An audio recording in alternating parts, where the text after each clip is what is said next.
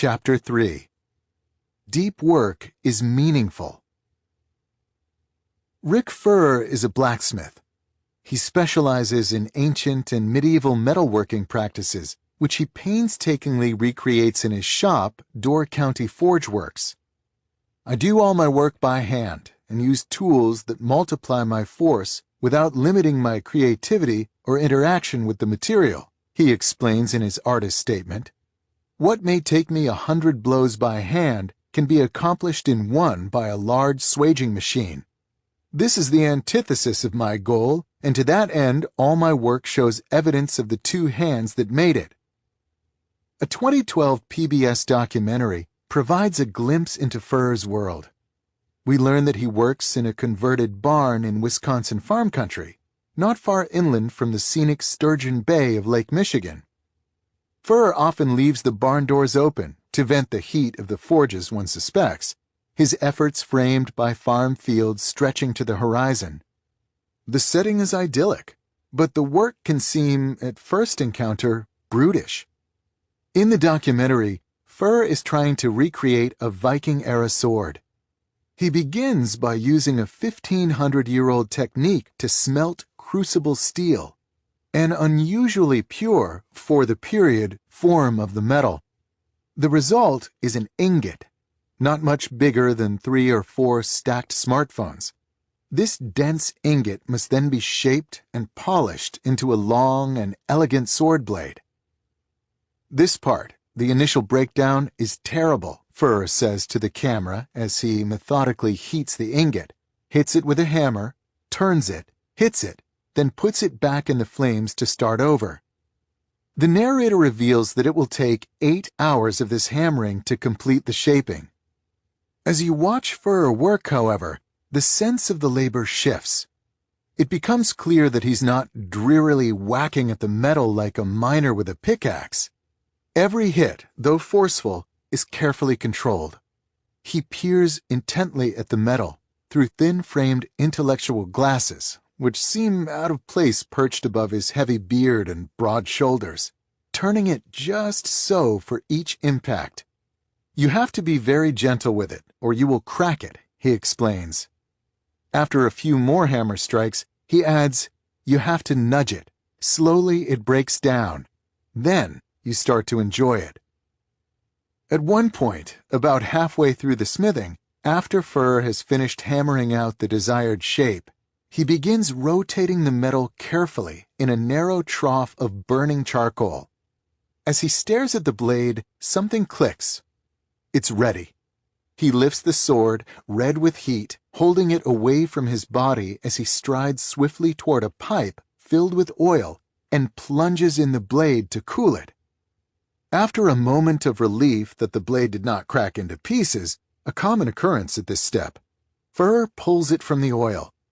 The residual heat of the metal lights the fuel, engulfing the sword's full length in yellow flames. Furr holds the burning sword up above his head with a single powerful arm and stares at it a moment before blowing out the fire. During this brief pause, the flame illuminates his face, and his admiration is palpable. To do it right, it is the most complicated thing I know how to make, Furr explains, and it's that challenge that drives me.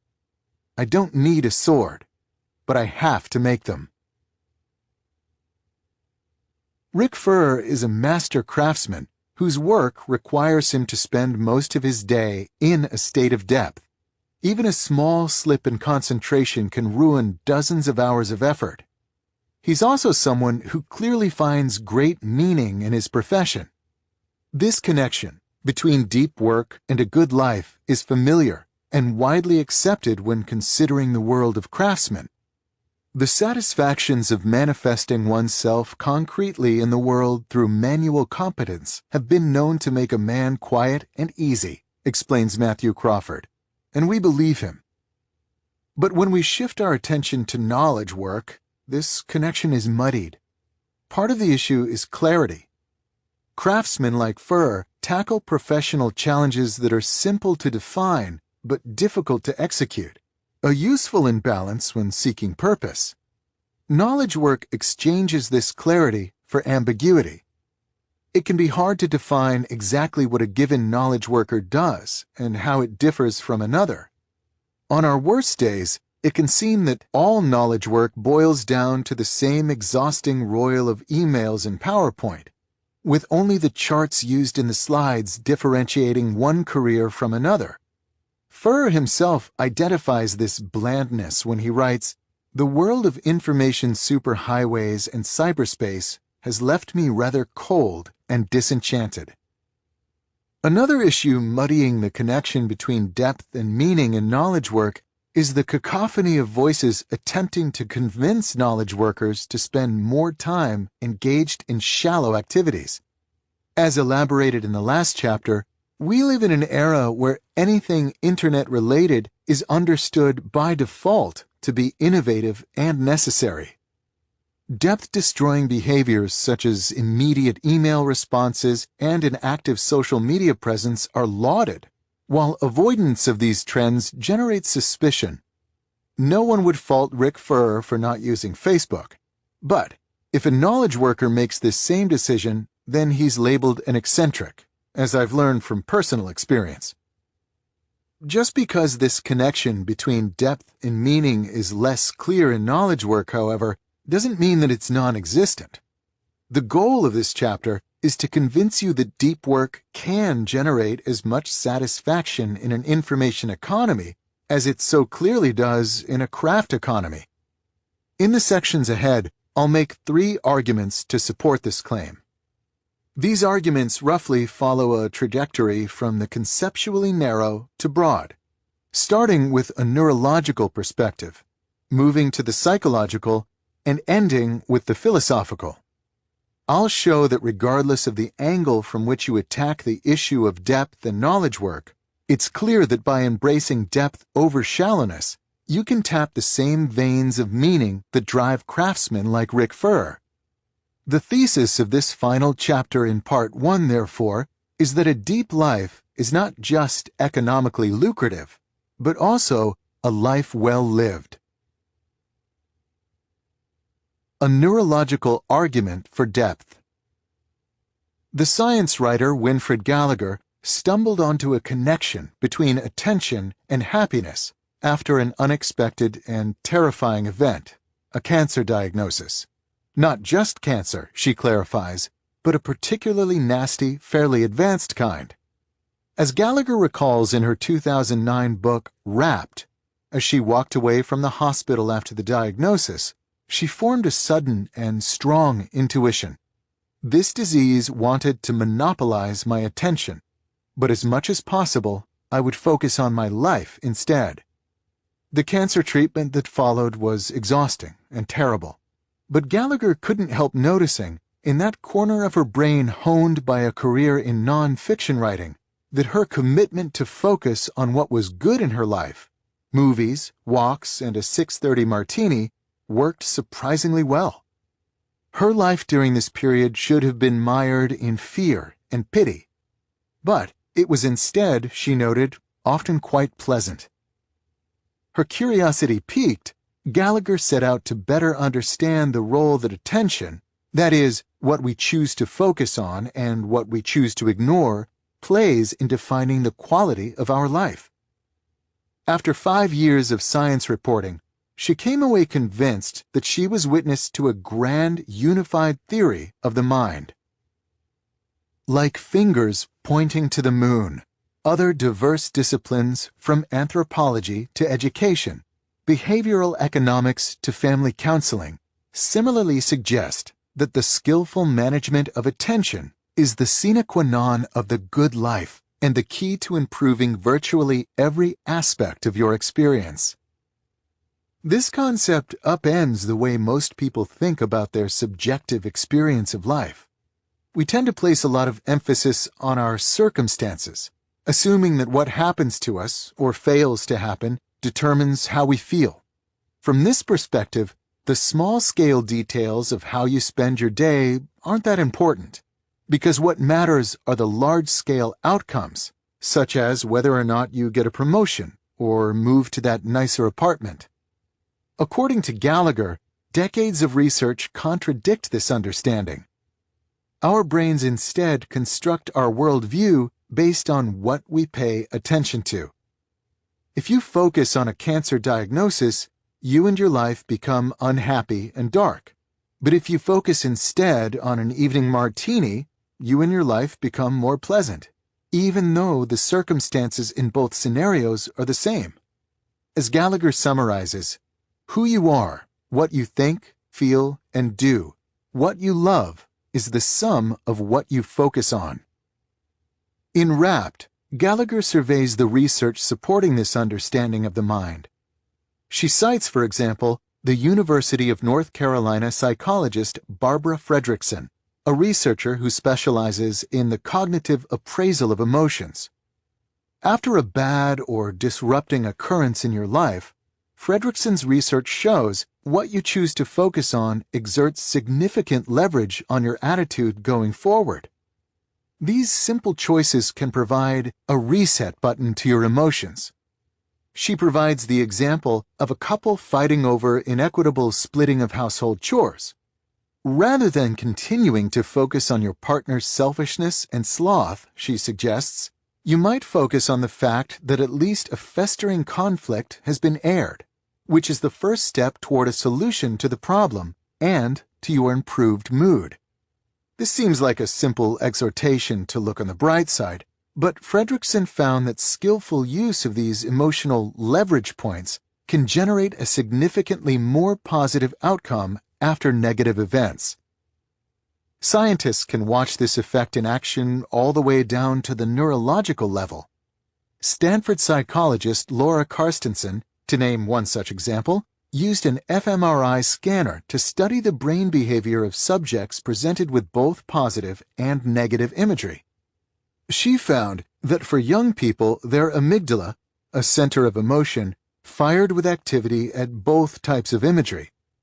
When she instead scanned the elderly, the amygdala fired only for the positive images. Carstensen hypothesizes that the elderly subjects had trained the prefrontal cortex to inhibit the amygdala in the presence of negative stimuli. These elderly subjects were not happier because their life circumstances were better than those of the young subjects. They were instead happier because they had rewired their brains to ignore the negative and savor the positive. By skillfully managing their attention, they improve their world without changing anything concrete about it.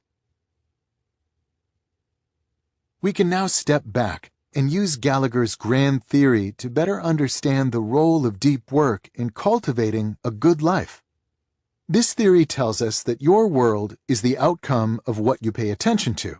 So consider, for a moment, the type of mental world constructed when you dedicate significant time to deep endeavors. There's a gravity and sense of importance inherent in deep work. Whether you're Rick Furr smithing a sword or a computer programmer optimizing an algorithm, Gallagher's theory, therefore, predicts that if you spend enough time in this state, your mind will understand your world as rich in meaning and importance. There is, however, a hidden but equally important benefit to cultivating rapt attention in your workday. Such concentration hijacks your attention apparatus, preventing you from noticing the many smaller and less pleasant things that unavoidably and persistently populate our lives. The psychologist Mihaly Csikszentmihalyi, whom we'll learn more about in the next section, explicitly identifies this advantage when he emphasizes the advantage of cultivating concentration so intense that there is no attention left over to think about anything irrelevant or to worry about problems. This danger is especially pronounced in knowledge work, which, due to its dependence on ubiquitous connectivity, generates a devastatingly appealing buffet of distraction, most of which will, if given enough attention, leach meaning and importance from the world constructed by your mind.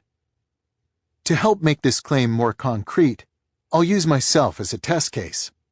Consider, for example, the last 5 emails I sent before I began writing the first draft of this chapter. Following are the subject lines of these messages, along with summaries of their contents. Re. Urgent. Cal Newport brand registration confirmation. This message was in response to a standard scam in which a company tries to trick website owners into registering their domain in China. I was annoyed that they kept spamming me, so I lost my cool and responded, futilely, of course, by telling them their scam would be more convincing if they spelled website correctly in their emails. Re. SR. This message was a conversation with a family member about an article he saw in the Wall Street Journal. Re. Important advice. This email was part of a conversation about optimal retirement investment strategies. Re. Forward. Study hacks. This email was part of a conversation in which I was attempting to find a time to meet with someone I know who was visiting my city, a task complicated by his fractured schedule during his visit. Re. Just curious. This message was part of a conversation in which a colleague and I were reacting to some thorny office politics issues of the type that are frequent and cliched in academic departments. These emails provide a nice case study of the type of shallow concerns that vie for your attention in a knowledge work setting. Some of the issues presented in these sample messages are benign, such as discussing an interesting article. Some are vaguely stressful, such as the conversation on retirement saving strategies, a type of conversation which almost always concludes with you not doing the right things. Some are frustrating, such as trying to arrange a meeting around busy schedules. And some are explicitly negative, such as angry responses to scammers or worried discussions about office politics.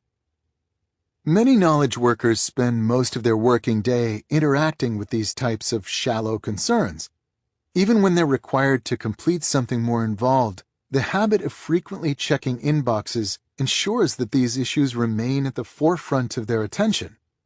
Gallagher teaches us that this is a foolhardy way to go about your day, as it ensures that your mind will construct an understanding of your working life that's dominated by stress, irritation, frustration, and triviality.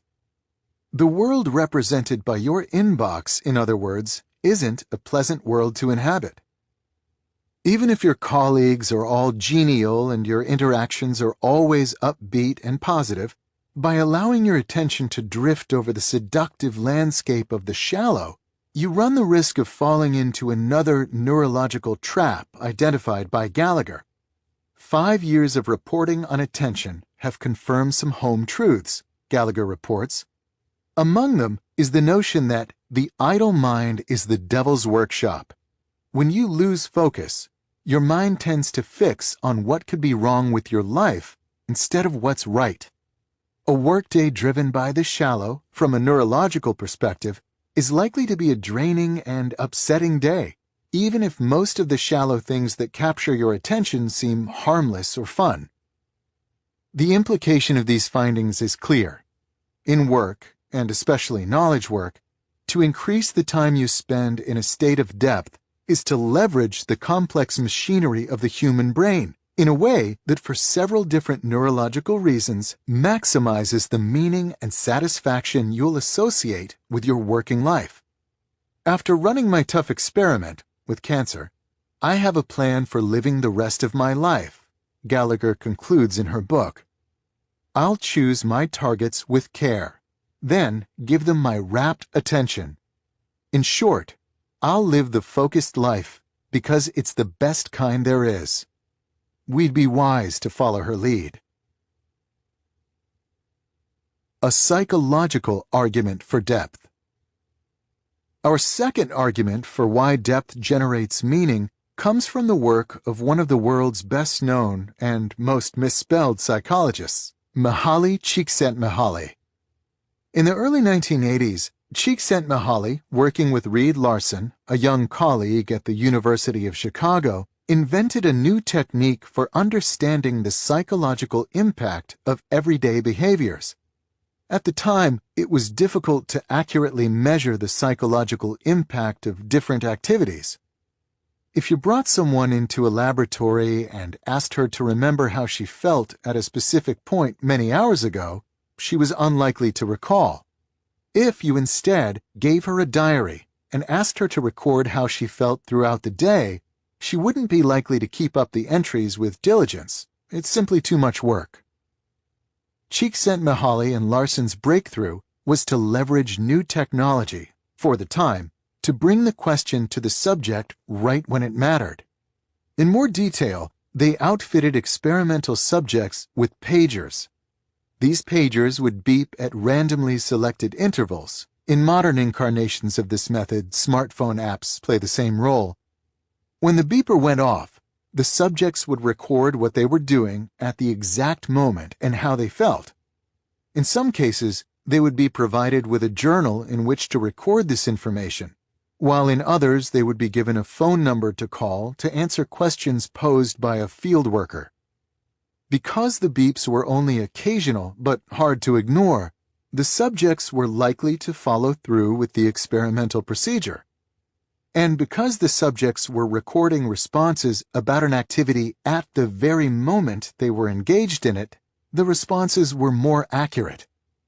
Csikszentmihalyi and Larson called the approach the Experience Sampling Method, ESM, and it provided unprecedented insight into how we actually feel about the beats of our daily lives.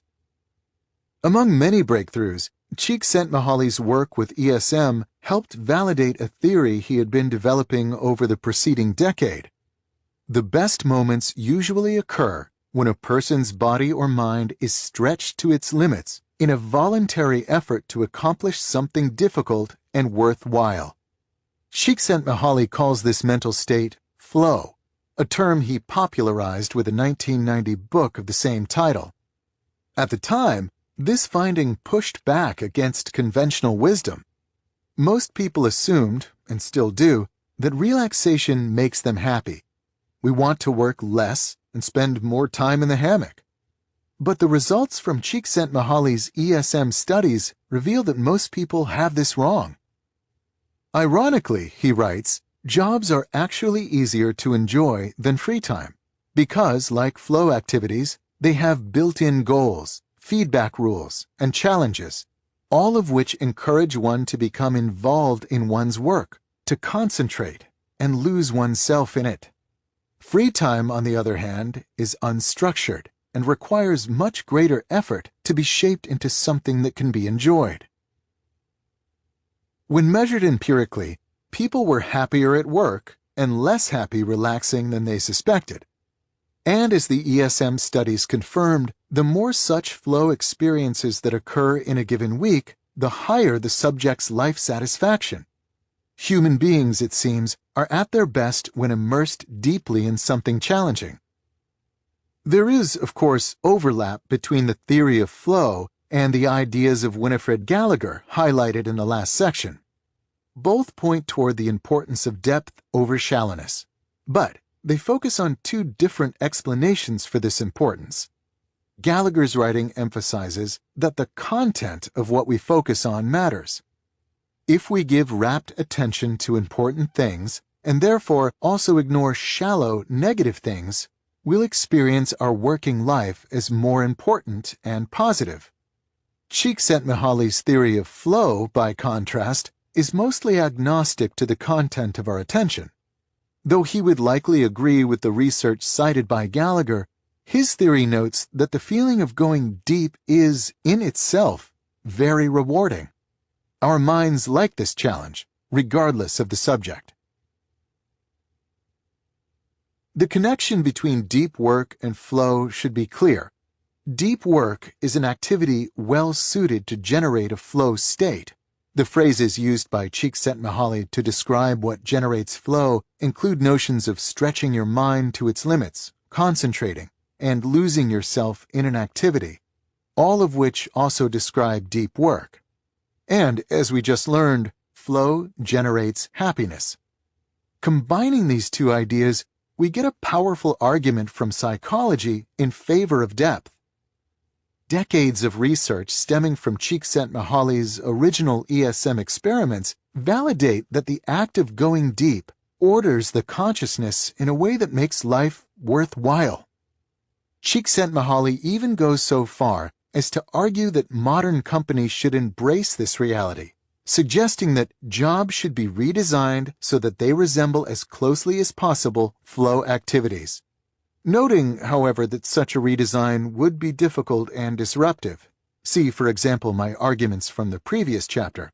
Csikszentmihalyi then explains that it's even more important that the individual learn how to seek out opportunities for flow. This, ultimately, is the lesson to come away with from our brief foray into the world of experimental psychology. To build your working life around the experience of flow produced by deep work is a proven path to deep satisfaction. A philosophical argument for depth. Our final argument for the connection between depth and meaning requires us to step back from the more concrete worlds of neuroscience and psychology, and instead adopt a philosophical perspective. I'll turn for help in this discussion to a pair of scholars who know this topic well. Herbert Dreyfus, who taught philosophy at Berkeley for more than 4 decades, and Sean Dorrance Kelly, who at the time of this writing is the chair of Harvard's philosophy department. In 2011, Dreyfus and Kelly published a book, All Things Shining, which explores how notions of sacredness and meaning have evolved throughout the history of human culture. They set out to reconstruct this history because they're worried about its endpoint in our current era. The world used to be, in its various forms, a world of sacred, shining things, Dreyfus and Kelly explain early in the book. The shining things now seem far away. What happened between then and now? The short answer, the authors argue, is Descartes. From Descartes' skepticism came the radical belief that the individual seeking certainty trumped a god or king bestowing truth. The resulting enlightenment, of course, led to the concept of human rights and freed many from oppression. But, as Dreyfus and Kelly emphasize, for all its good in the political arena, in the domain of the metaphysical, this thinking stripped the world of the order and sacredness essential to creating meaning. In a post-Enlightenment world, we have tasked ourselves to identify what's meaningful and what's not, an exercise that can seem arbitrary and induce a creeping nihilism.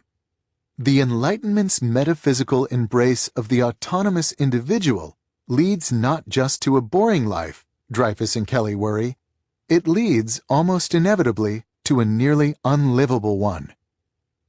This problem might at first seem far removed from our quest to understand the satisfaction of depth, but when we proceed to Dreyfus and Kelly's solution, we will discover rich new insights into the sources of meaning in professional pursuits. This connection should seem less surprising when it's revealed that Dreyfus and Kelly's response to modern nihilism builds on the very subject that opened this chapter, the craftsman. Craftsmanship, Dreyfus and Kelly argue in their book's conclusion, provides a key to reopening a sense of sacredness in a responsible manner. To illustrate this claim, they use an organizing example, an account of a master wheelwright, the now lost profession of shaping wooden wagon wheels. Because each piece of wood is distinct, it has its own personality, they write after a passage describing the details of the wheelwright's craft. The woodworker has an intimate relationship with the wood he works. Its subtle virtues call out to be cultivated and cared for. In this appreciation for the subtle virtues of his medium, they note, the craftsman has stumbled onto something crucial in a post-Enlightenment world, a source of meaning sited outside the individual. The wheelwright doesn't decide arbitrarily which virtues of the wood he works are valuable and which are not. This value is inherent in the wood and the task it's meant to perform. As Dreyfus and Kelly explain, such sacredness is common to craftsmanship. The task of a craftsman, they conclude, is not to generate meaning, but rather to cultivate in himself the skill of discerning the meanings that are already there. This frees the craftsman of the nihilism of autonomous individualism, providing an ordered world of meaning. At the same time, this meaning seems safer than the sources cited in previous eras. The wheelwright, the authors imply, cannot easily use the inherent quality of a piece of pine to justify a despotic monarchy. Returning to the question of professional satisfaction, Dreyfus and Kelly's interpretation of craftsmanship as a path to meaning provides a nuanced understanding of why the work of those like Rick Furr resonates with so many of us. The look of satisfaction on Furr's face as he works to extract artistry from crude metals, these philosophers would argue, is a look expressing appreciation for something elusive and valuable in modernity, a glimpse of the sacred. Once understood, we can connect this sacredness inherent in traditional craftsmanship to the world of knowledge work. To do so, there are two key observations we must first make. The first might be obvious, but requires emphasis. There's nothing intrinsic about the manual trades when it comes to generating this particular source of meaning. Any pursuit, be it physical or cognitive, that supports high levels of skill can also generate a sense of sacredness. To elaborate this point, let's jump from the old-fashioned examples of carving wood or smithing metal to the modern example of computer programming. Consider this quote from the coding prodigy Santiago Gonzalez describing his work to an interviewer. "Beautiful code is short and concise, so if you were to give that code to another programmer, they would say, 'Oh, that's well-written code.' It's much like as if you were writing a poem." Gonzalez discusses computer programming similarly to the way woodworkers discuss their craft in the passages quoted by Dreyfus and Kelly. The Pragmatic Programmer, a well-regarded book in the computer programming field, makes this connection between code and old-style craftsmanship more directly by quoting the medieval quarry workers' creed in its preface. "We who cut mere stones must always be envisioning cathedrals." The book then elaborates that computer programmers must see their work in the same way. Within the overall structure of a project, there is always room for individuality and craftsmanship.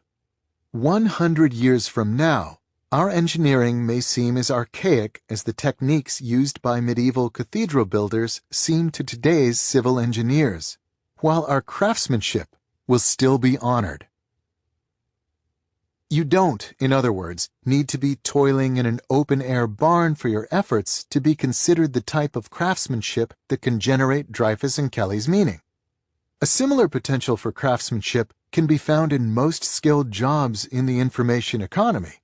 Whether you're a writer, marketer, consultant, or lawyer, your work is craft.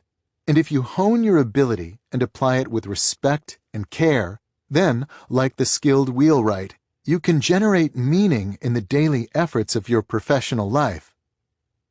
It's here that some might respond that their knowledge work job cannot possibly become such a source of meaning, because their job subject is much too mundane. But this is flawed thinking that our consideration of traditional craftsmanship can help correct. In our current culture, we place a lot of emphasis on job description.